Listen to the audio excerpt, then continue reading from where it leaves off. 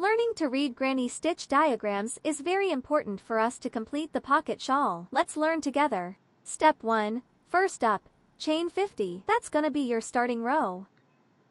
Now, count back 3 chains from your hook. Right into that third one, work 2 double crochets. Boom, that's the beginning of your very first granny cluster.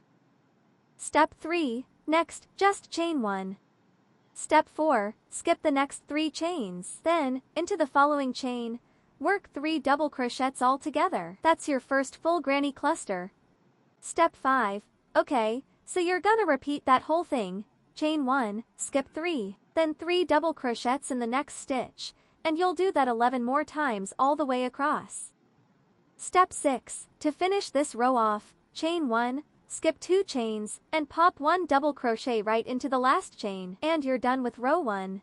Quick things to remember, after this first row, every new row will start with 3 chains, then 2 double crochets, and they'll all end with just 1 double crochet. Oh, and don't forget to turn your work after those starting chains in each new round.